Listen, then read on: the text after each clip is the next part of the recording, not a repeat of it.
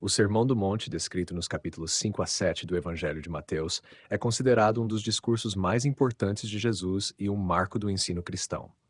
Suas principais ideias refletem um chamado à transformação interior e à prática de virtudes éticas e espirituais. Seguem as principais ideias. As bem-aventuranças. Jesus começa descrevendo quem é considerado bem-aventurado no reino de Deus. Essas declarações exaltam virtudes como humildade, misericórdia, justiça, pureza de coração e busca pela paz. Exemplos: bem-aventurados os pobres de espírito, porque deles é o reino dos céus, e bem-aventurados os que têm fome e sede de justiça, porque serão fartos. A justiça superior. Jesus convida seus seguidores a terem uma justiça maior do que a dos fariseus e mestres da lei, que priorizavam aspectos externos da obediência. Ele enfatiza a sinceridade e o compromisso interior com os mandamentos. A nova interpretação da lei. Jesus reinterpreta partes da lei mosaica, aprofundando seu significado. Exemplos: ouviste que foi dito, não matarás. Eu, porém, vos digo que qualquer que se irar contra seu irmão será réu de juízo. Ouviste que foi dito, amarás o teu próximo e odiarás o teu inimigo. Eu, porém, vos digo, amai os vossos inimigos e orai pelos que vos perseguem. A pureza interior. Ele destaca que não é apenas o ato externo que importa, mas também os pensamentos e intenções. O pecado começa no coração. A simplicidade e a confiança em Deus. O sermão valoriza uma vida simples e dependente de Deus, rejeitando preocupações excessivas e materialismo. Exemplo: não andeis ansiosos pelo que haveis de comer ou vestir, pois vosso Pai Celestial sabe que necessitais de todas essas coisas. A regra de ouro. Tudo o que vós quereis que os homens vos façam, fazei-o também vós a eles. A prática da piedade em secreto. Jesus adverte contra práticas religiosas exibicionistas, como dar esmolas, orar ou jejuar para serem vistos pelos outros. Ele ensina que essas ações devem ser feitas em segredo, com foco em agradar a Deus. A oração do Pai Nosso. Jesus ensina a oração modelo, que reflete a relação de confiança com Deus, o pedido por provisão diária, perdão e proteção. A porta estreita e o caminho difícil. Ele alerta que o caminho para a vida verdadeira é estreito e poucos o encontram, enquanto o caminho largo conduz à perdição. A rocha como fundamento. O sermão termina com a metáfora de construir a vida sobre a rocha, que simboliza a prática das palavras de Jesus, contrastando com construir sobre a areia, que é a negligência em segui-las. Essas ideias formam um guia para a vida ética, espiritual e relacional dos cristãos, centrando-se na integridade interior, no amor ao próximo e na confiança em Deus.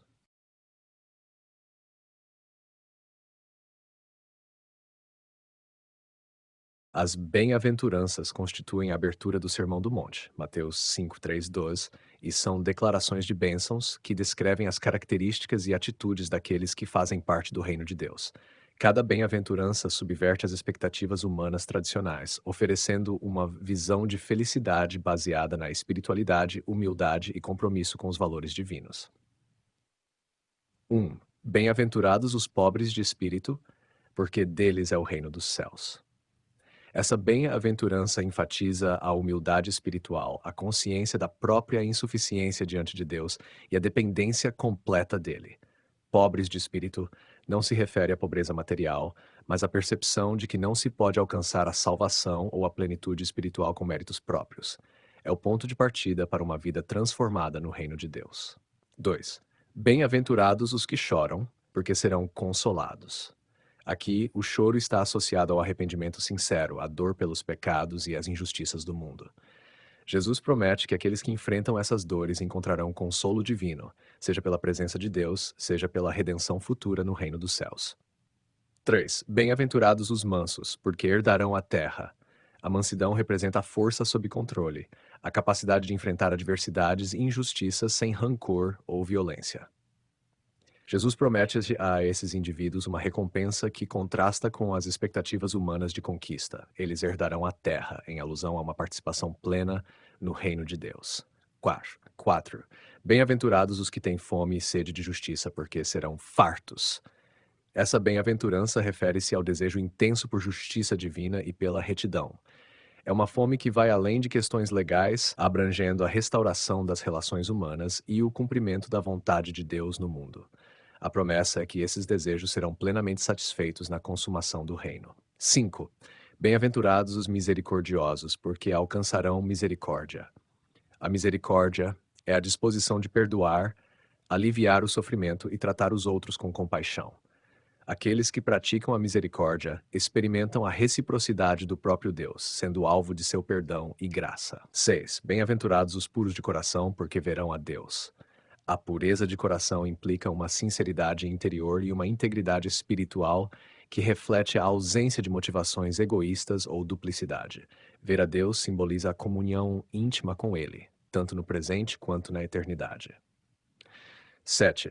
Bem-aventurados os pacificadores, porque serão chamados filhos de Deus. Os pacificadores não são apenas aqueles que evitam conflitos, mas os que trabalham ativamente pela reconciliação, promovendo harmonia nas relações humanas e refletindo o caráter de Deus.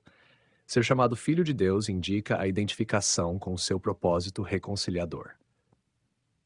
8. Bem-aventurados os que sofrem perseguição por causa da justiça, porque deles é o reino dos céus. Essa bem-aventurança reconhece o sofrimento daqueles que se mantêm fiéis aos valores do reino, mesmo diante da oposição. A promessa de que o reino dos céus lhes pertence reforça a ideia de que a perseguição é temporária, mas a recompensa é eterna. 9. Bem-aventurados sois vós quando vos insultarem e perseguirem. Alegrai-vos, porque grande é a vossa recompensa nos céus. Jesus conclui as bem-aventuranças reafirmando que sofrer por causa de sua mensagem é motivo de alegria, pois alinha os seguidores à tradição dos profetas e lhes garante uma recompensa eterna. Reflexão geral. As bem-aventuranças formam um manifesto ético-espiritual que redefine o que significa ser abençoado. Em vez de destacar riqueza, poder ou status, elas exaltam virtudes que dependem de uma relação íntima com Deus e do compromisso com o próximo. Cada promessa aponta para o reino dos céus, onde esses valores encontrarão sua plenitude.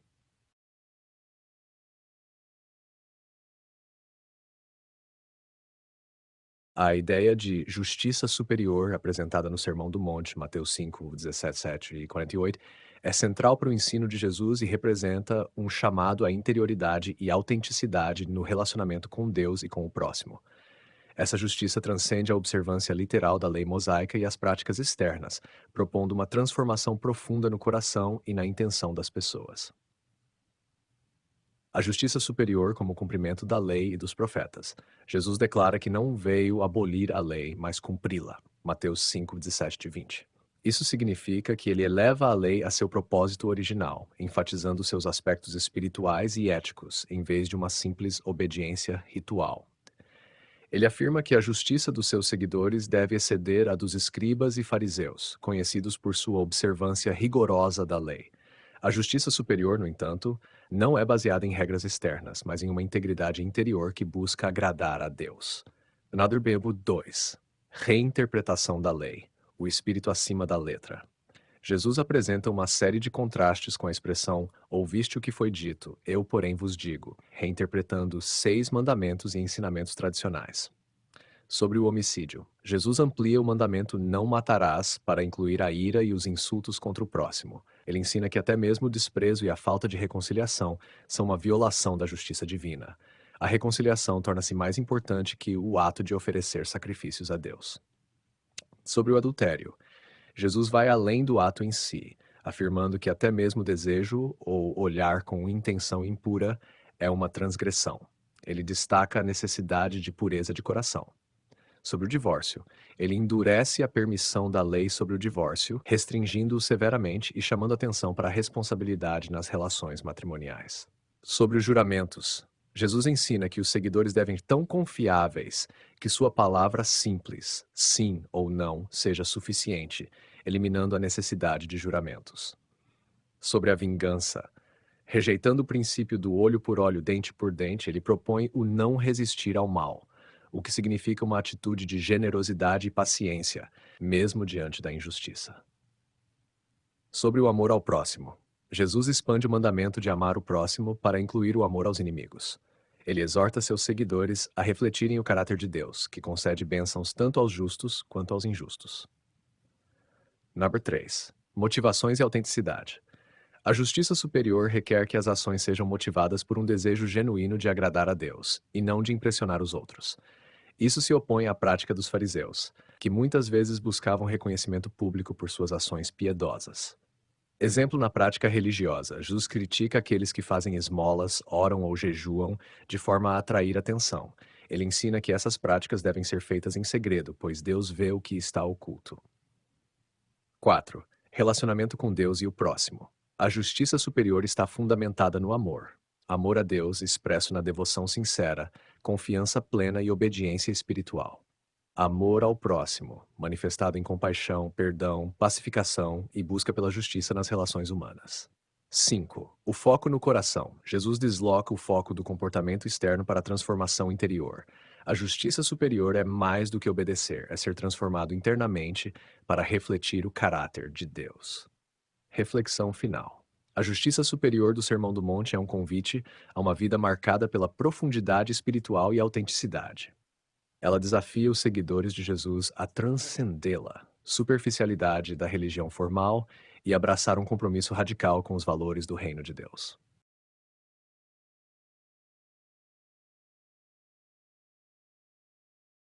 No Sermão do Monte, Mateus 5, 17, 48, Jesus apresenta uma nova interpretação da lei, que é ao mesmo tempo radical e profundamente espiritual. Ele não rejeita a lei mosaica, mas a expande e aprofunda, enfatizando o espírito por trás das prescrições legais, em vez de uma simples obediência literal. Essa interpretação transcende o legalismo e chama seus seguidores a uma transformação interior.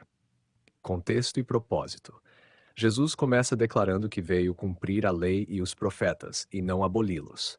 Ele posiciona sua interpretação como a plena realização do propósito divino expresso na lei. O cumprimento da lei ocorre quando ela é aplicada em seu sentido mais profundo, como um reflexo do caráter de Deus, voltado para o amor, a justiça e a santidade. Jesus desafia os escribas e fariseus, cuja interpretação da lei muitas vezes se concentrava em regras externas e tradições humanas. Sua ênfase está no coração e na intenção por trás das ações. Os 6 exemplos de reinterpretação. Jesus ilustra sua abordagem da lei com 6 exemplos específicos que revelam como a justiça superior deve se manifestar. 1. Sobre o homicídio. A interpretação tradicional proibia o ato físico de matar. Jesus amplia o mandamento para incluir sentimentos e atitudes como a ira e o desprezo. Ele ensina que a ira descontrolada e insultos, como chamar alguém de tolo, são violações da lei. Ele enfatiza a importância da reconciliação com o próximo antes de adorar a Deus, destacando que relacionamentos humanos saudáveis são essenciais para uma espiritualidade genuína. 2. Não adulterarás, sobre o adultério. A lei proibia o ato de adultério, mas Jesus vai além, afirmando que o desejo impuro, como olhar para alguém com intenção lasciva, já é uma transgressão. Ele ensina que a pureza deve começar no coração e sugere medidas radicais para evitar o pecado, como arrancar o olho ou cortar a mão, figuras de linguagem que indicam afastar-se de tudo que leva à tentação. Sobre o divórcio. A lei permitia o divórcio com uma carta de repúdio, mas Jesus restringe essa prática, afirmando que o divórcio só é legítimo em casos de imoralidade sexual. Ele protege a dignidade e os direitos das mulheres, que frequentemente eram prejudicadas pelo divórcio arbitrário na época. 4. Não jurarás falsamente, sobre os juramentos. Na tradição, era permitido jurar para confirmar a veracidade de algo. Jesus ensina que seus seguidores devem ser tão honestos que não precisem fazer juramentos. Um simples sim ou não deve ser suficiente, refletindo integridade total. 5. Olho por olho, sobre a vingança. A lei permitia a retribuição proporcional, olho por olho, dente por dente, para limitar a vingança. Jesus, porém, introduz a ideia de não resistir ao mal com violência. Ele sugere atitudes contraculturais, como oferecer a outra face, dar a capa junto com a túnica e caminhar a segunda milha. Essa abordagem promove paciência, perdão e uma superação da violência pelo amor. 6. Amarás o próximo, sobre o amor aos inimigos. A lei mandava amar o próximo, mas o ódio aos inimigos não era explicitamente prescrito, sendo uma interpretação comum da época. Jesus corrige essa visão, ordenando que seus seguidores amem até mesmo seus inimigos e orem por aqueles que os perseguem. Esse amor incondicional reflete o caráter de Deus, que é chuva e sol, tanto para justos quanto para injustos. A nova interpretação e o caráter divino. Jesus conclui essa sessão com a declaração: Sede perfeitos, como perfeito é o vosso Pai celeste. Isso resume a nova interpretação da lei. Não se trata de uma obediência externa, mas de refletir o caráter de Deus em pensamentos, palavras e ações. Reflexão geral. A nova interpretação da lei proposta por Jesus não é menos exigente do que a antiga. Na verdade, ela é mais profunda, pois requer transformação interior e prática constante do amor. Ela se baseia na graça e na ética do reino de Deus, que valoriza intenções puras, reconciliação e compaixão acima de conformidade legalista. A tese da pureza interior apresentada por Jesus no Sermão do Monte, especialmente em Mateus 5:8 e nos trechos que reinterpretam a lei, enfatiza que a verdadeira justiça e espiritualidade começam no coração. Essa ideia contrasta com a religiosidade meramente externa ou ritualística e reflete um chamado à transformação interna como fundamento para as ações e atitudes. O conceito de pureza interior. A pureza interior, segundo Jesus, não se limita à obediência a regras, mas refere-se a uma integridade espiritual que permeia os pensamentos, emoções e motivações. É um estado de ser que reflete sinceridade, ausência de hipocrisia e busca genuína por Deus. Mateus 5:8. Bem-aventurados os puros de coração, porque verão a Deus. Aqui, a pureza de coração é colocada como condição para experimentar a presença de Deus. Um coração puro é livre de duplicidade, egoísmo ou intenções impuras, permitindo uma comunhão íntima com o divino. A visão de Deus não é apenas uma promessa escatológica na vida futura, mas também uma experiência no presente, onde a pureza interior permite discernir e perceber a ação de Deus no mundo. Exemplos no Sermão do Monte Jesus desenvolve a tese da pureza interior ao abordar diversos aspectos da vida moral e espiritual. Os pensamentos e intenções. Em Mateus 5, 21 no 22, Jesus ensina que a ira e o desprezo são tão condenáveis quanto o homicídio. Isso revela que o pecado não está apenas no ato, mas na atitude interna que o precede. Em Mateus 5, 27 e 28, ele afirma que o adultério começa no coração, quando alguém olha para outra pessoa com desejo impuro. A pureza interior, portanto, exige controle sobre os pensamentos e desejos. Motivações para as ações religiosas. Jesus critica os hipócritas que realizam boas obras, como dar esmolas, orar ou jejuar, apenas para serem vistos pelos outros. Mateus 6, 1 e 6. Ele ensina que essas práticas devem ser feitas em segredo, buscando a aprovação de Deus e não o reconhecimento humano. A verdadeira espiritualidade é marcada por motivações puras, em que o foco está em agradar a Deus e não em alimentar o ego ou a vaidade. O olhar simples. Em Mateus 6, 22 e 23, Jesus fala sobre os olhos como a lâmpada do corpo. Um olhar puro e generoso reflete um coração luminoso e íntegro, enquanto um olhar mau, mesquinho ou invejoso indica trevas interiores. Relação com a lei. A tese da pureza interior não descarta a observância da lei, mas revela que ela é insuficiente sem a transformação do coração. A obediência a preceitos externos deve fluir de uma intenção genuína e de um caráter alinhado com os valores do reino de Deus. Enquanto os escribas e fariseus enfatizavam práticas externas como o cumprimento literal de mandamentos, Jesus ensina que a verdadeira justiça é mais profunda e exige coerência entre coração e comportamento. Aplicação na vida ética e espiritual. A pureza interior molda todas as esferas da vida. Nas relações humanas, um coração puro evita ressentimentos, inveja e julgamentos precipitados. Ele promove reconciliação, perdão e generosidade. Na relação com Deus, a pureza interior capacita a verdadeira adoração, baseada na sinceridade e humildade em vez de rituais vazios. Na visão do mundo, um coração puro enxerga as pessoas e situações com compaixão e graça, ao invés de preconceito ou interesses egoístas. O desafio da transformação interior. Jesus reconhece que a transformação do coração é desafiadora, mas é essencial para quem deseja viver segundo os padrões do reino de Deus. Ele ensina que isso só é possível pela entrega total a Deus, que purifica o coração e renova a mente. Reflexão final. A pureza interior proposta por Jesus é uma chave para entender sua ética espiritual. Ela não é um fim em si mesma, mas um meio para viver em comunhão com Deus e com os outros. Esse ideal desafia seus seguidores a examinarem constantemente suas motivações e buscarem a coerência entre o que são por dentro e o que fazem por fora.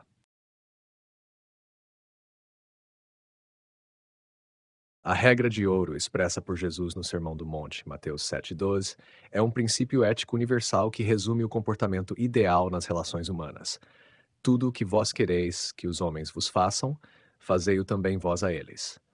Essa máxima não é apenas uma diretriz moral, mas um convite à prática ativa do amor e da empatia, funcionando como uma síntese dos valores do reino de Deus e da lei e dos profetas, a essência da regra de ouro.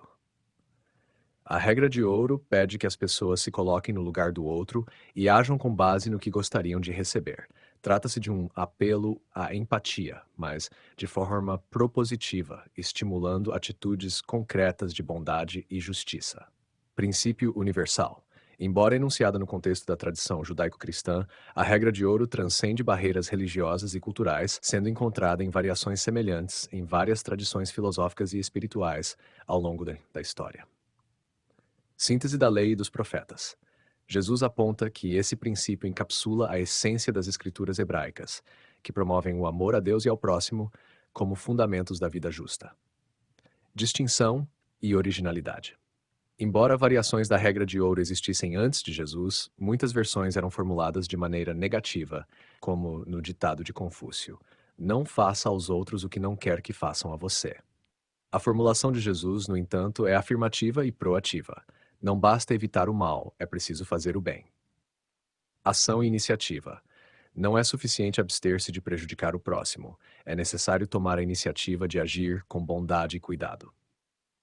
Ética relacional. A regra de ouro exige que as pessoas considerem ativamente as necessidades e desejos dos outros, criando uma ética de reciprocidade positiva. Implicações éticas e práticas. Amor como base das relações. A regra de ouro reflete o princípio do amor ao próximo, que é central no ensino de Jesus. Ao tratar os outros como desejamos ser tratados, agimos com compaixão, respeito e dignidade.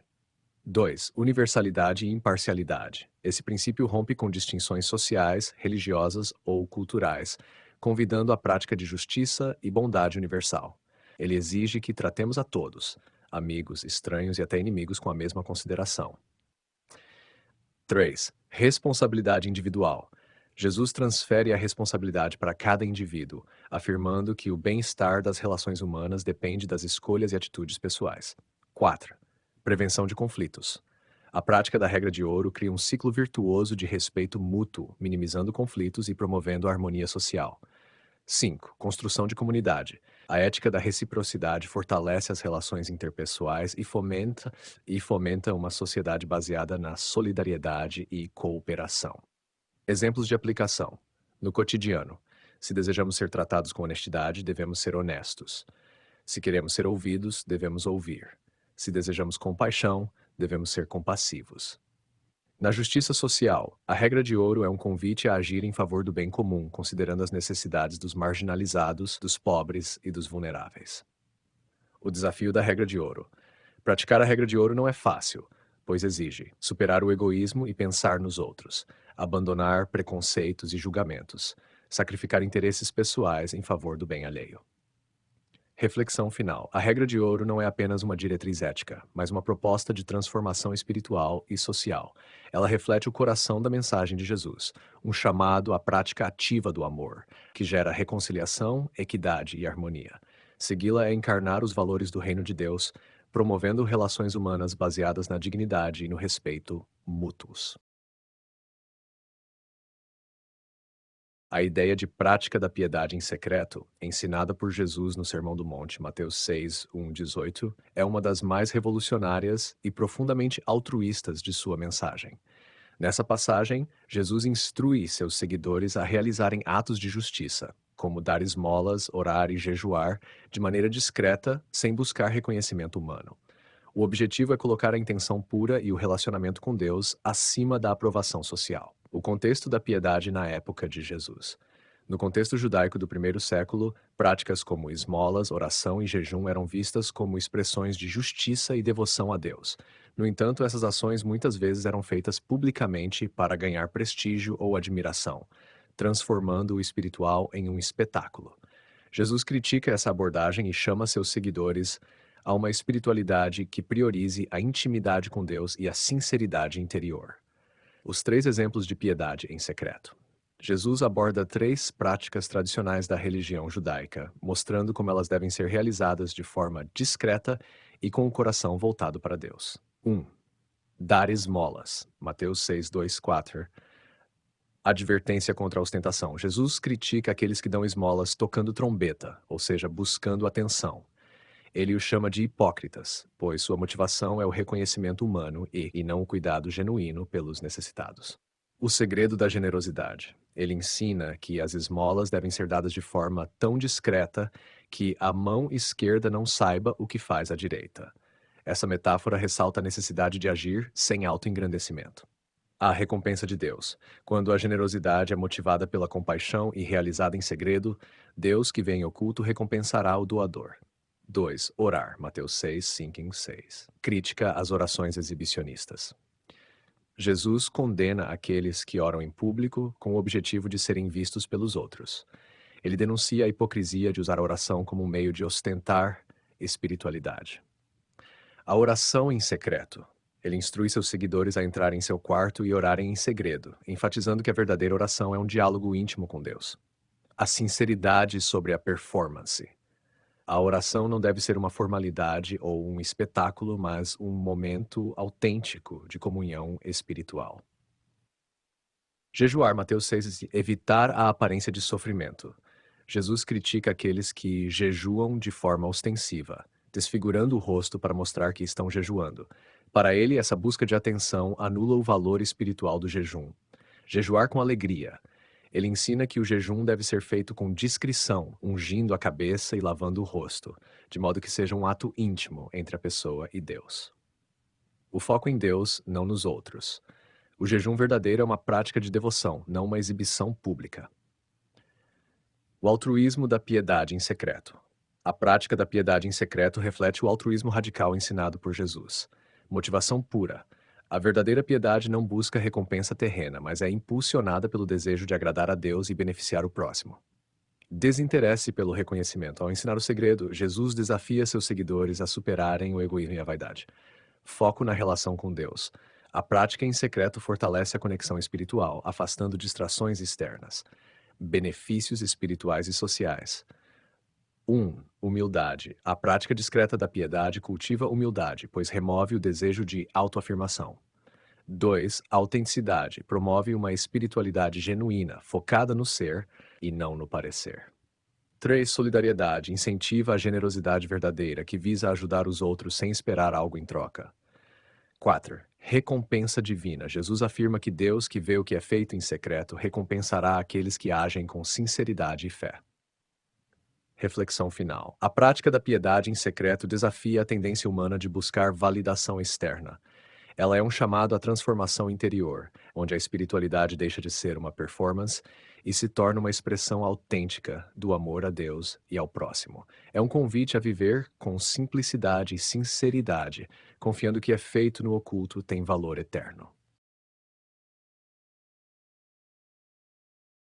A oração do Pai Nosso, apresentada no Sermão do Monte, lá que é Mateus 6, 9 a 3, é uma das passagens mais conhecidas e significativas do cristianismo. Jesus ensina esta oração como um modelo que orienta seus seguidores sobre como se dirigir a Deus, destacando valores centrais do reino de Deus, como humildade, dependência, perdão e submissão à vontade divina. Ela é tanto uma oração pessoal quanto comunitária, estruturada de maneira simples, mas rica em significado. Estrutura e conceitos da oração. 1. Invocação inicial. Pai nosso que estás nos céus. Pai Nossos introduz uma relação íntima e familiar com Deus, chamando-o de Pai. Isso reflete proximidade, amor e confiança. Nosso. A oração é comunitária, lembrando que a relação com Deus não é individualista, mas compartilhada com toda a humanidade. Que estás nos céus, reconhece a transcendência de Deus que está acima de tudo, mas ao mesmo tempo acessível. 2. Primeiro grupo de pedidos. Foco em Deus e seu reino. Os 3 primeiros pedidos direcionam a atenção para Deus e seus propósitos. Santificado seja o teu nome. Clama pelo reconhecimento da santidade de Deus em toda a criação. É um pedido para que Deus seja reverenciado e glorificado, tanto no mundo quanto na vida do orante. Venha o teu reino. Expressa o desejo pela manifestação plena do reino de Deus, onde a justiça, a paz e o amor prevaleçam. É um chamado para que a vontade de Deus transforme a realidade presente, alinhando aos valores do reino. Seja feita a tua vontade, assim na terra como no céu. Sinal de submissão à soberania divina, reconhecendo que a vontade de Deus é superior e perfeita. Pede que o mundo terreno reflita a ordem celestial, onde a vontade de Deus é plenamente realizada. 3. Segundo grupo de pedidos: necessidades humanas. Os próximos pedidos focam nas necessidades dos seres humanos, tanto materiais quanto espirituais. O pão nosso de cada dia nos dá hoje. Reconhece Deus como o provedor das necessidades diárias, reforçando a dependência do orante. Não é um pedido por riqueza ou excesso, mas pelo essencial para sustentar a vida. Perdoa as nossas dívidas, assim como nós perdoamos aos nossos devedores. Destaca a necessidade do perdão divino para os pecados, comparados a dívidas que acumulamos perante Deus. Liga o perdão recebido ao perdão concedido. Para ser perdoado, o orante deve estar disposto a perdoar os outros. Reflete a ética da reconciliação, central no ensino de Jesus. Não nos deixes cair em tentação, mas livra-nos do mal. Pede proteção contra as forças do mal e a capacidade de resistir às tentações que levam ao pecado. Reconhece a fragilidade humana e a necessidade de auxílio divino para evitar o mal. 4. Conclusão. Embora ausente em algumas versões do texto bíblico original, a doxologia tradicionalmente acrescentada na oração, pois teu é o reino, o poder e a glória para sempre, reafirma a soberania, a força e a majestade de Deus. Conceitos centrais na oração. Dependência de Deus. A oração destaca a total dependência de Deus, tanto para as necessidades materiais quanto espirituais. Submissão à vontade divina. O orante se alinha ao propósito maior de Deus, aceitando que sua vontade é superior. Relação comunitária. A linguagem plural, nosso, nós, reforça a ideia de que o relacionamento com Deus é compartilhado, promovendo solidariedade e interdependência. Perdão e reconciliação. O perdão é um tema central, conectando a relação com Deus às relações interpessoais. Proteção contra o mal. Reconhece a realidade do mal no mundo e a necessidade da ajuda divina para superá-lo. Aplicações na vida espiritual e comunitária. Modelo de oração. A simplicidade e profundidade do Pai Nosso ensinam que a oração não precisa ser longa ou elaborada, mas sincera e significativa. Equilibra adoração, submissão e petição, abrangendo todos os aspectos da vida espiritual. 2. Transformação pessoal. Convida os orantes a cultivarem valores como humildade, gratidão, compaixão e perdão. Estimula uma reflexão constante sobre as próprias motivações e atitudes, especialmente em relação ao próximo. Foco na comunidade. Promove a solidariedade, lembrando que as bênçãos e desafios são compartilhados. Enfatiza o papel do orante na construção de um mundo mais justo e compassivo, em harmonia com os valores do reino de Deus. Reflexão final. A oração do Pai Nosso é um convite a viver em comunhão com Deus e com o próximo, orientando tanto a vida interior quanto as ações externas. Ela é uma declaração de fé, um compromisso ético e um guia para uma espiritualidade autêntica e altruísta.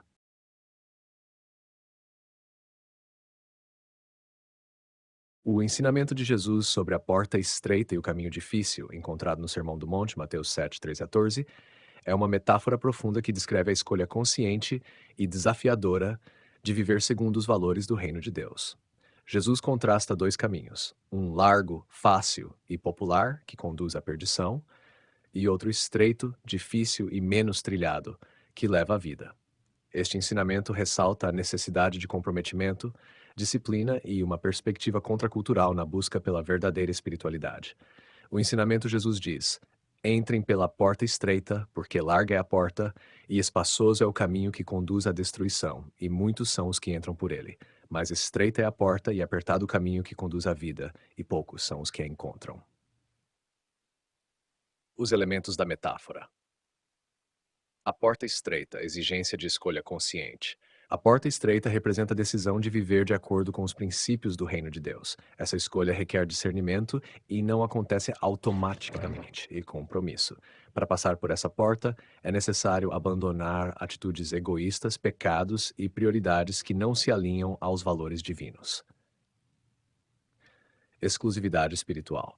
A porta estreita não implica exclusão mas sim a singularidade de um caminho que exige fidelidade a Deus e um padrão elevado de vida. O caminho difícil, desafios e sacrifícios. O caminho apertado simboliza as dificuldades, renúncias e resistências que os seguidores de Jesus enfrentam. Seguir esse caminho exige perseverança e coragem para enfrentar provações. Contra a cultura do mundo. Esse caminho muitas vezes desafia os valores dominantes da sociedade, como materialismo, egoísmo e superficialidade. É uma jornada contracultural que exige autenticidade e integridade. Crescimento espiritual, apesar das dificuldades, o caminho difícil é também um espaço onde o caráter é moldado, a fé é fortalecida e a comunhão com Deus é aprofundada. A porta larga e o caminho espaçoso. Facilidade e popularidade. Esse caminho é amplo, atraente e fácil de seguir, pois não exige compromisso, autocontrole ou mudanças profundas. Conformidade. Ele reflete uma vida de conveniência e conformidade com os padrões do mundo, priorizando prazeres imediatos e negligenciando valores espirituais duradouros. Destruição espiritual. Embora pareça confortável e promissor, esse caminho leva à alienação de Deus e à autodestruição. Temas centrais do ensinamento: a dificuldade da vida cristã. Jesus reconhece que viver de acordo com os valores do reino de Deus não é fácil. Ele alerta seus seguidores de que a vida espiritual exige disciplina, autocontrole e disposição para enfrentar rejeições. Nem todos estão dispostos a trilhar esse caminho, pois ele demanda escolhas que vão contra os interesses imediatos e egoístas.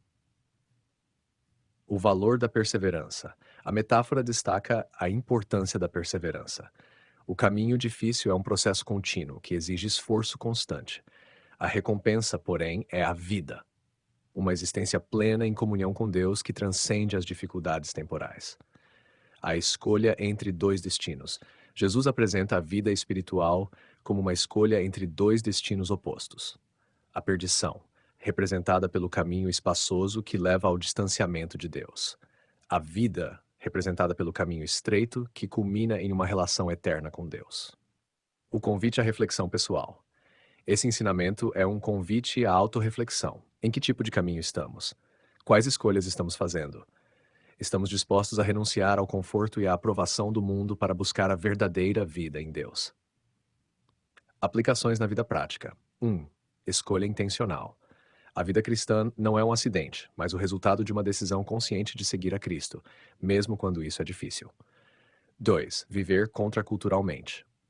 Ser fiel a Deus muitas vezes significa resistir a padrões populares que contrariam os valores do reino. 3. Renúncia e sacrifício. A jornada espiritual exige desapego de práticas, hábitos e prioridades que afastam do propósito divino. 4. Esperança na recompensa. Embora o caminho seja difícil, ele conduz à plenitude de vida, tanto nesta existência quanto na eternidade. A reflexão final. A porta estreita e o caminho difícil representam o desafio e o chamado de Jesus para uma vida de fidelidade e compromisso com Deus. É um ensinamento que nos lembra que o verdadeiro valor da vida não está na facilidade, mas na profundidade de uma relação genuína com o Criador. Escolher este caminho é um ato de coragem que leva a uma vida transformada e à comunhão eterna com Deus.